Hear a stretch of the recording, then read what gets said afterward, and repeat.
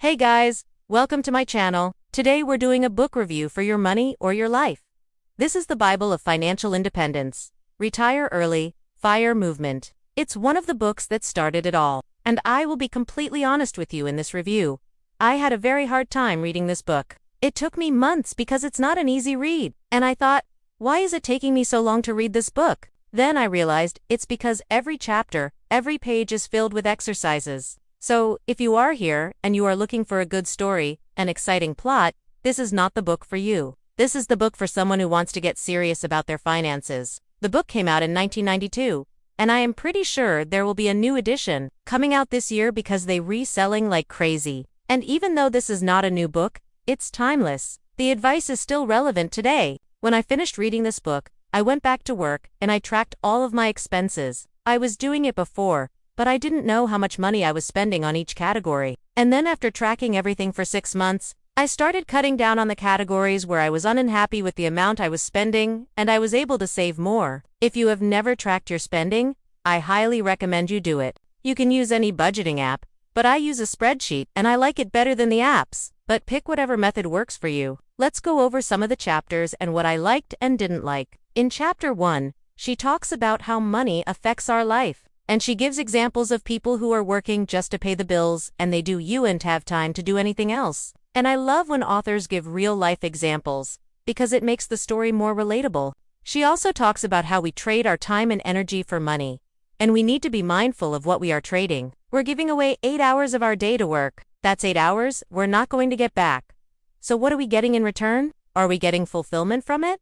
Or is it just for the money? In chapter 2, she talks about how we can shift our perspective of money, and instead of seeing it as something that is scary or taboo, we can see it as a tool that can help us live the life we want. She talks about this concept of counting your pennies and being frugal, but she doesn't mean being cheap. She means being mindful of what you're respending and making sure that you're respending it on things that bring you joy. In chapter 3, she introduces this concept of tracking your expenses and categorizing them. She suggests 9 different categories: food, housing, transportation, insurance, clothing, education, entertainment, gifts, and savings and investments. These categories are pretty standard and they apply to most people's expenses. After reading this chapter, I went and got my credit card statements and bank statements and categorized all of my expenses, and I continue to do it every month. I have a whole video on how I budget using a spreadsheet. I'll link it down below if you're interested in checking it out. Chapter 4 is all about reducing your expenses and increasing your income. She suggests different ways to reduce your expenses, such as negotiating with your service providers, buying used items instead of new ones, and preparing food at home instead of eating out all the time. For increasing your income, she suggests asking for a raise, starting a side business, or investing in income-generating assets. What I like about this chapter is that it's very practical and actionable. It gives you a lot of ideas of things that you can do right away to improve your financial situation. Chapter 5 is about setting financial goals, and she emphasizes the importance of setting goals that are specific, measurable, achievable, relevant, and time-bound. It's really important to have both short-term and long-term goals. When you set goals, you need to visualize yourself achieving them and feel the emotions associated with achieving those goals. This is called the felt sense, and it is a powerful way to stay motivated and achieve your goals. If you want to learn more about the felt sense, I did a video on it last year. I'll link it down below. In chapter 6, she talks about finding your ideal balance of spending and saving,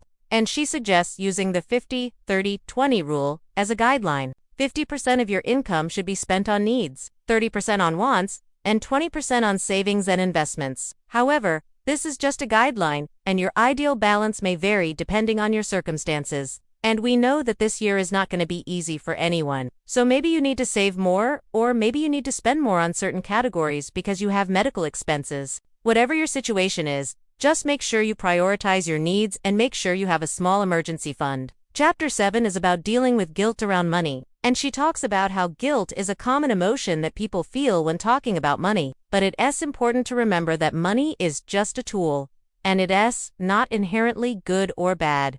We need to stop judging ourselves and others for our relationship with money, and instead focus on using it to create the life we want. In chapter 8, she discusses the emotional aspects of money and how our childhood experiences shape our relationship with money. This is a very interesting topic, and it is something that I hadn't really thought about before reading this book. Growing up, my parents would always fight about money. My dad would come home and complain about his boss and how he wasn't making enough money and that he needed to work overtime. And my mom would be upset because he would be working 7 days a week, and she wanted him to spend time with us on the weekends. So whenever I hear the word money, I automatically feel stressed.